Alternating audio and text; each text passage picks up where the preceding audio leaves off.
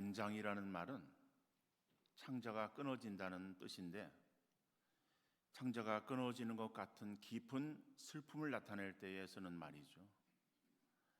이 말은 중국 진나라의 환원이라고 하는 그러한 장군이 이제 군대를 이제 모아서 그래서 총나라를 징벌하기 위해서 가는 가운데 있었습니다. 그래서 이 양쯔강을 건너가야 되겠기에 그래서 그 강을 따라서 배를 준비하고 그 배에다가 군사를 이렇게 태워서 그래서 이제 총나라와 전쟁을 하러 가는 중이었어요.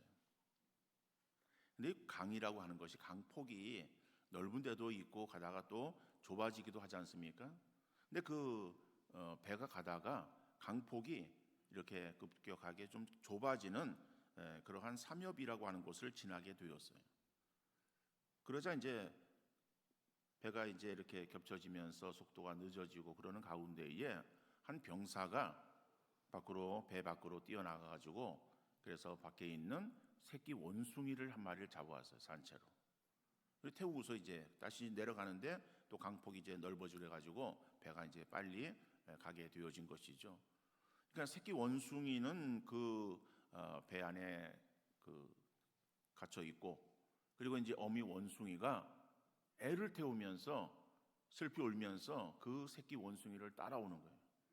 한 100여리를 계속해서 울면서 이렇게 막 뛰어옵니다. 따라오다가 또 다시 강폭이 좀 좁아지는 그러한 가운데에 배가 조금 이렇게 정체되어지는 그러한 상황에 이르게 되어지자 그 어미 원숭이가 그만 배 위로 뛰어올랐어요. 그런데 그 새끼를 잃은 그러한 슬픔에 새끼를 구해야 되겠다라고 하는 그러한 일념으로 애를 태우면서 백리라고 하는 그 먼 길을 달려온 그 어미 원숭이가 배에 오르자마자 그만 죽었어요.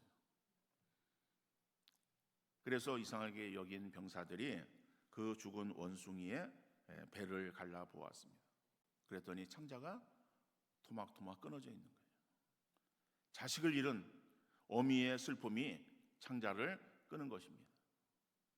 이 말을 전해들은 환원 장군은 그 새끼 원숭이를 잡아온 병사를 매질하고 그리고 내쫓았다고 합니다. 어미 원숭이가 자기 새끼를 빼앗기자 창자가 끊어질 만큼의 그런 애를 태웠다. 여러분, 이것이 바로 부모의 마음이고 우리 하나님의 마음인 줄 믿으시기를 바랍니다.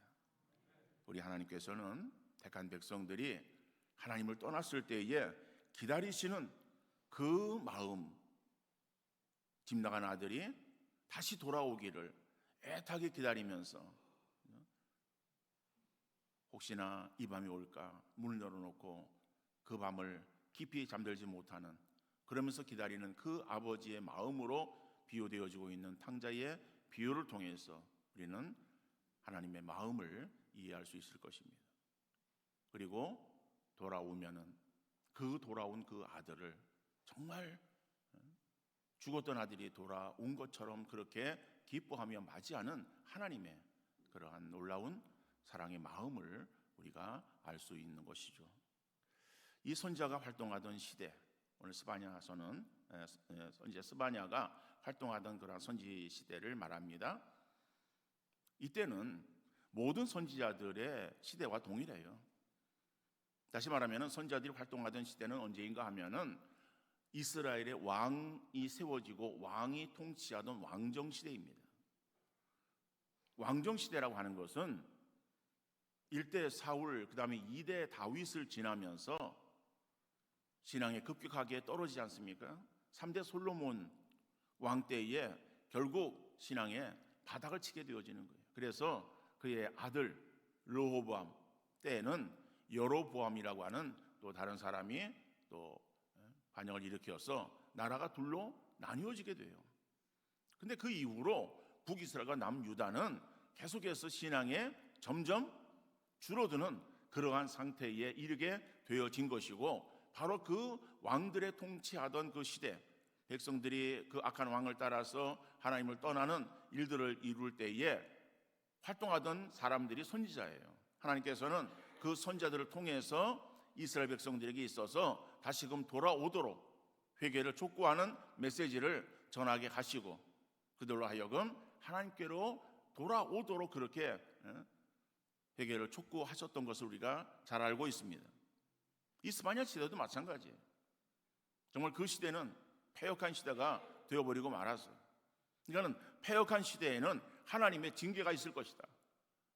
그러나 하나님께서는 징계하시지만은 그 징계로 끝나는 것이 아니라 다시 회복시켜 주실 것을 약속하시는 징계와 회복이 동시에 선지자를 통해서 전해지도록 그렇게 말씀을 하셨습니다. 그러니까 선지자들은 하나님께로 받은 그 말씀을 가감없이 증거해야 되는 사명이 있기에 그 사명을 감당하는 가운데 오늘 우리가 함께 교독한 이스파냐 3장 14절 이하 17절의 말씀은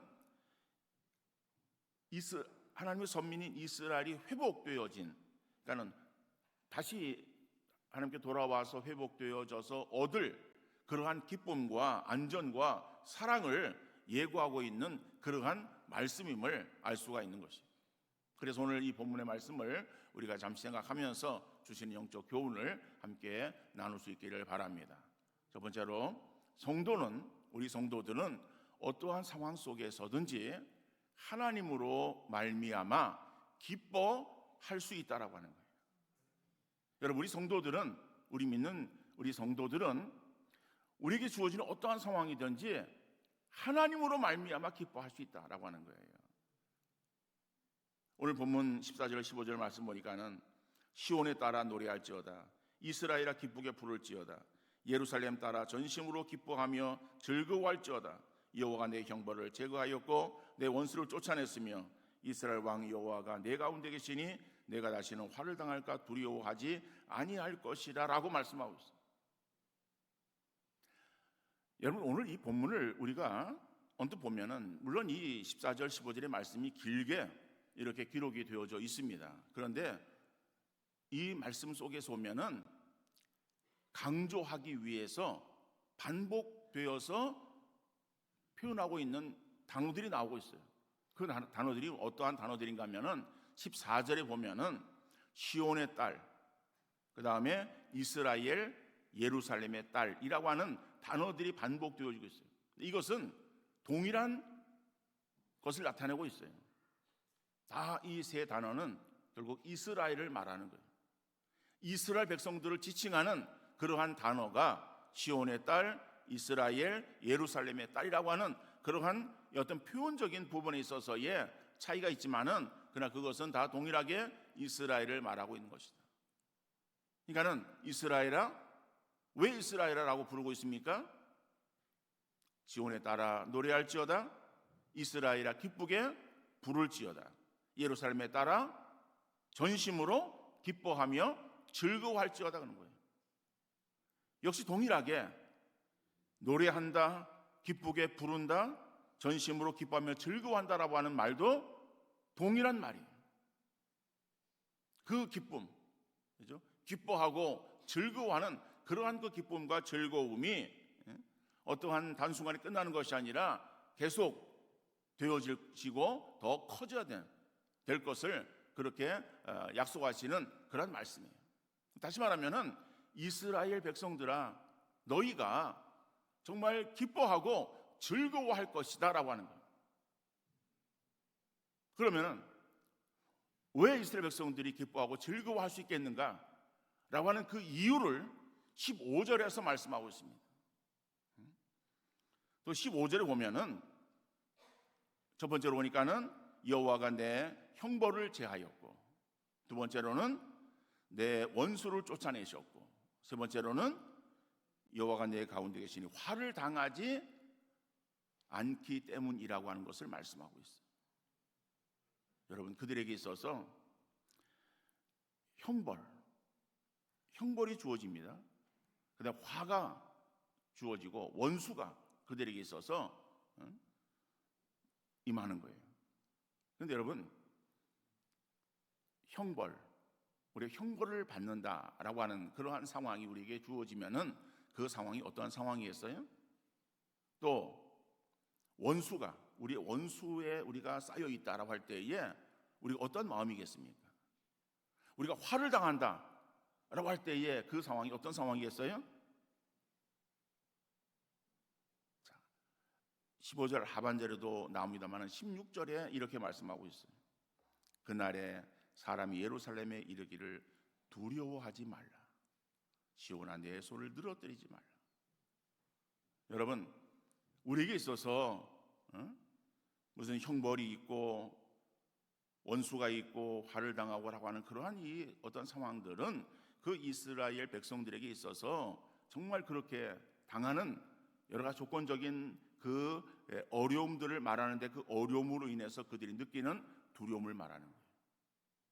그런데 그 두려움, 그것을 뭐예요? 두려워하지 말고 기뻐하고 즐거워하고 노래하라라고 말하는 거예요. 왜 그들이 기뻐하고 즐거워하고 노래할 수 있는가라고 하는 것은요, 여호와가 내 가운데 계시기 때문이라고 말씀하는 거예요. 그 하나님이 함께 하시면은 우리에게 있어서 그러한 모든 것들을 다 제하여 주시사 우리의 삶에 평안으로 인도해 주심을 말씀하고 있는 것이죠. 여러분, 우리가 살아가면서 우리의 삶 속에 정말 우리가 제거할 수 없고 벗어나고 싶은 것이 무엇인가 하면 두려움이라고 하는 거예요. 두려움이라고 하는 것은 어떠한 실체가 없습니다. 눈에 보이는 것이 없어요. 그러면서도 우리에게 병을 주기도 하고 공포감 속에 죽음으로 몰아가기도 하는 거예요. 그래서 이런 약점을 잘 알고 있는 사단은 이 두려움을 가지고 우리를 위협합니다. 사단이 위협하는 그 위협이 어떤 위협이에요? 너 죽어라고 하는 거예요. 죽는다라고 하는 거예요. 우리가 병에 걸려요? 병에 걸리면은 두려워합니다. 왜 두려워합니까? 물론 병으로 인해서 우리가 아픔도 우리가 느낄 수 있겠지만은 결국 그 병으로 인해서 우리가 죽는다라고 하는 거예요. 그래서 우리는 두려워하는 거예요.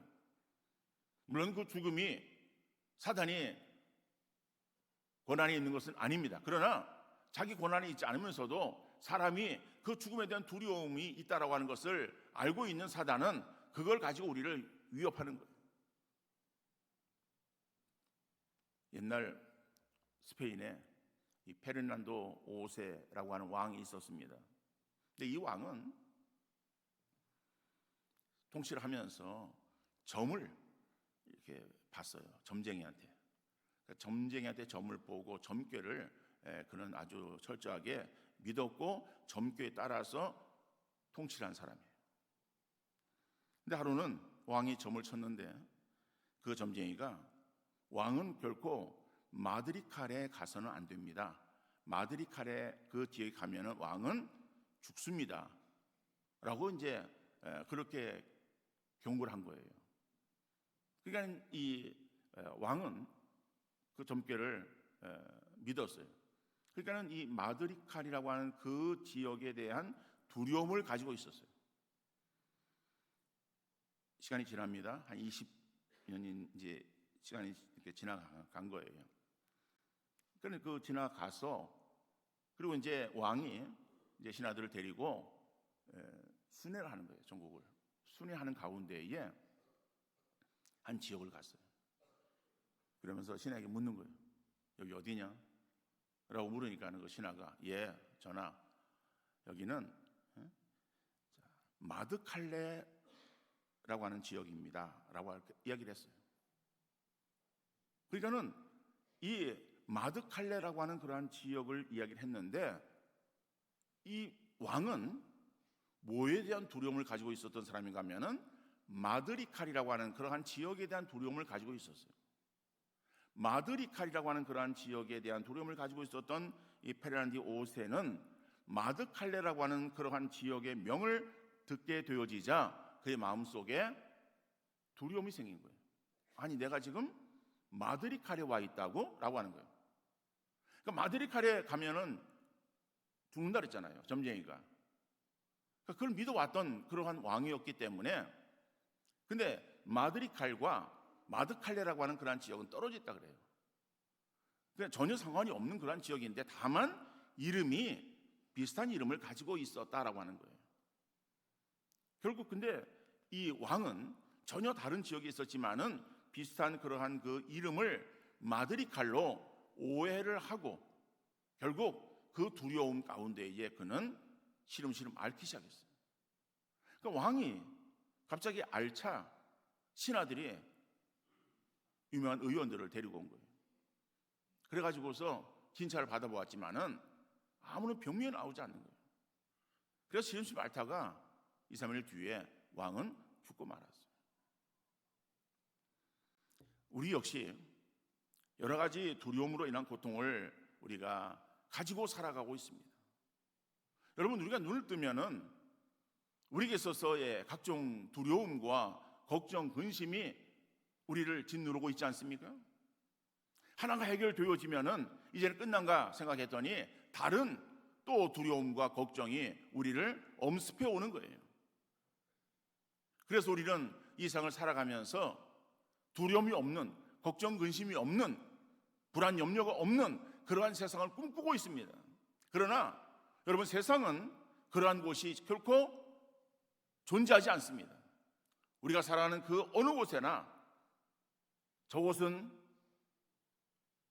두려움 없겠지, 저곳은 걱정이 없겠지라고 생각하는 그곳에 똑같은 위치에 내가 서 있어도 역시 거기에서도 두려움을 느끼며 살아가는 것이 우리 인생이라고 하는 것이죠.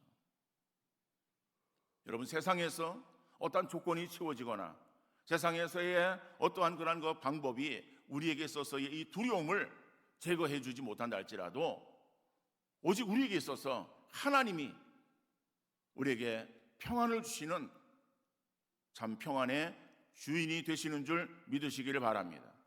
그래서 오늘 본문에서도 바로 그것을 말씀하고 있어요.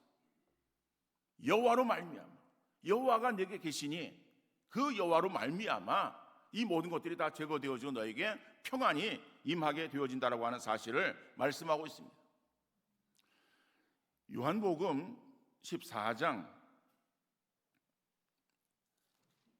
27절 말씀 보면은 평안을 너희에게 끼치노니 곧 나의 평안을 너희에게 주노라.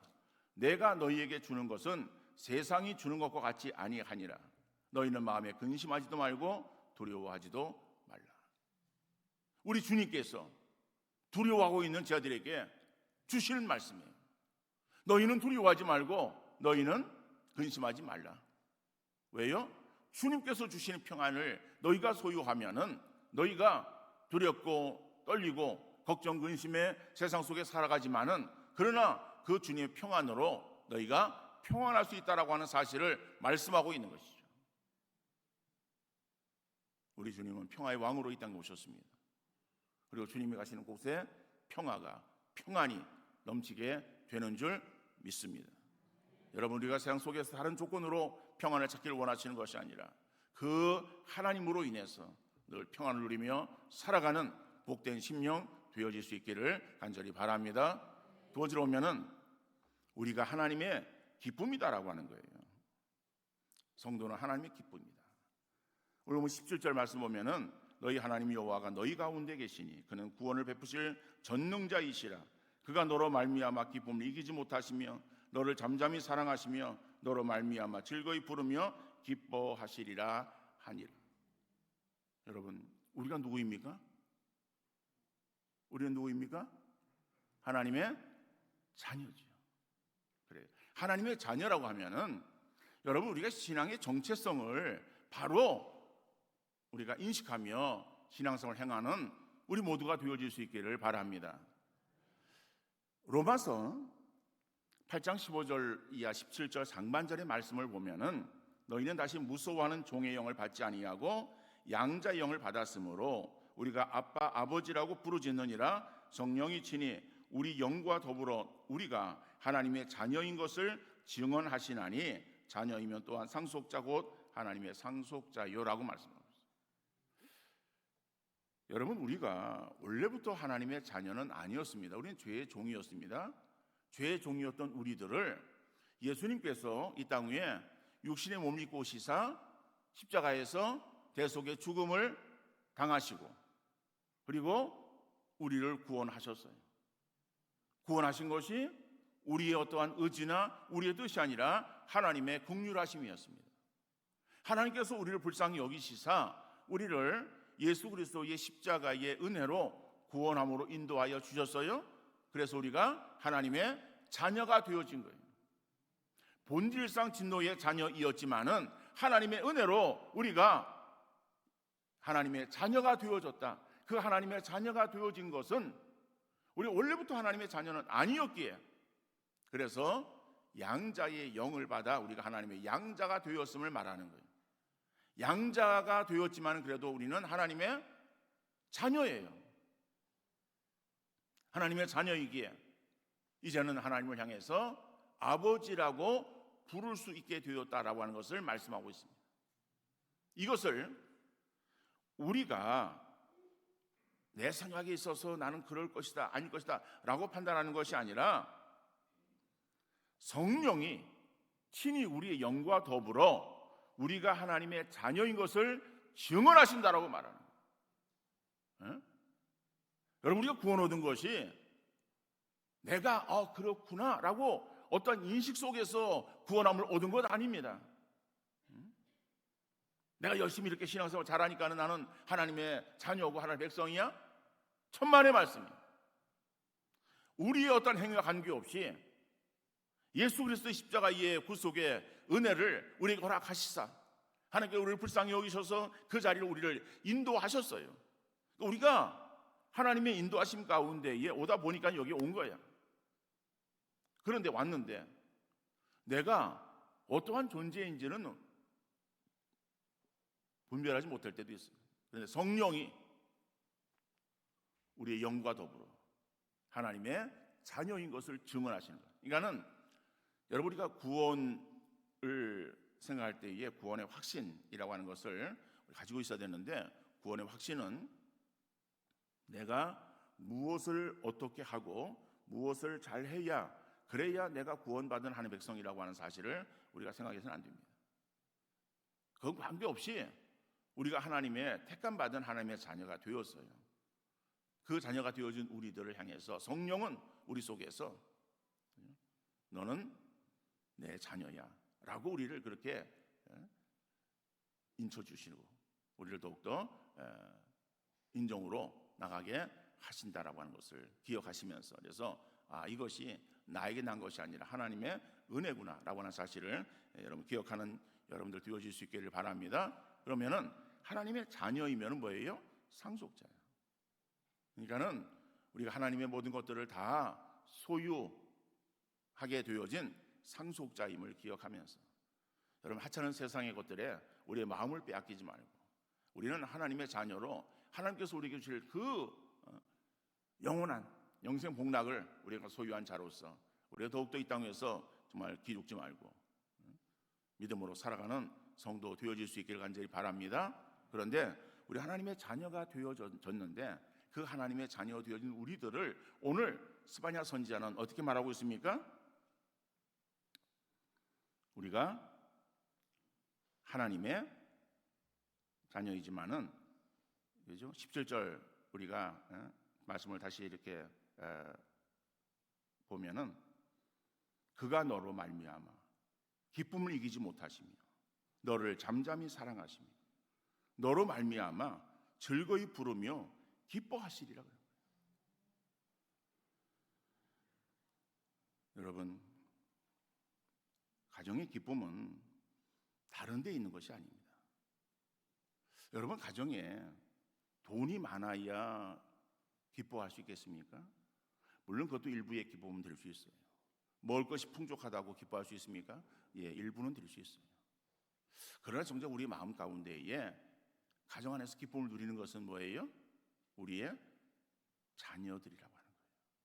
여러분, 그렇지 않습니까? 우리 밖에서 일하고 돌아오면은 맞이하는 그런 아내의 얼굴을 볼 때에 물론 참 고맙고 또 예쁘고 그래요.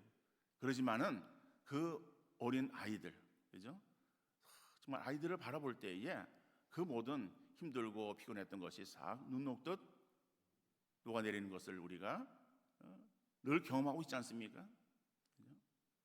그 어린 아이가 나를 그렇게 그냥 가까이 하지 않아도 정말 그 아이를 바라보는 그러한 부모의 그 눈에는요 정말 즐거움이 넘치는 거예요. 어린아이만 그렇습니까? 장성한 자녀들을 바라보는 부모의 마음은 어떻습니까? 역시 동일하잖아요. 바라보면서 마음 든든함을 느끼는 거예요.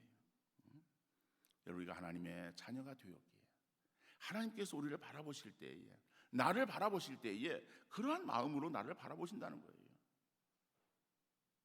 너로 말미암아 기쁨을 이기지 못하며 너를 잠잠히 사랑하시며 너로 말미암아 즐거이 부르리라. 여러분, 이 말씀을 묵상해 보면 어떻습니까? 그 하나님의 눈에서, 그죠? 꿀이 뚝뚝 떨어지는 것을 우리가 느낄 수 있지 않습니까? 여러분, 우리가 다른 사람 보기에 내가 별 볼 일 없는 사람처럼 여겨질지라도 아버지 하나님께서 나를 바라보실 때에 정말 나로 인해서 기쁨을 이기지 못하고 잠잠히 우리를 사랑하시고 그리고 우리로 말미암아서 즐거이 기뻐 노래하시는 그러한 하나님이심을 말씀하고 있습니다. 우리가 죄인이기 때문에 서로 하나님 편에 나올 수 없었지만은 예수 믿었다는 것 그 자체만 가지고도 하나님이 기뻐하시는 거예요. 우리가 비록 연약한 모습을 가지고 교회에 나와서 예배를 드리고 기도하고 또 하나님을 향해서 찬송한다라고 할 때에 그 모습들을 바라보시는 하나님 얼마나 기뻐하시는지. 우리가 꼭 노래를 잘해야, 그래야 그 잘하는 노래소리를 들으시면서 하나님께서 기뻐하시겠어요? 아니에요. 여러분, 여러분의 손주들이 어떻습니까? 앞에서 그냥 그거 배운 노래를 부르는데 음이 좀 틀리고, 그죠? 소리를 막 그냥 고래같이 지르고 막 그냥 춤을 추는데 그 춤이 뭐 나름대로는 잘 춘다고 하는데 그 춤이 아주 엉성한 그런 춤을 춘다 할지라도 그걸 바라보는 그러한 여러분들의 그 마음은 어떤 마음이에요? 아이고 잘한다, 아이고 잘한다.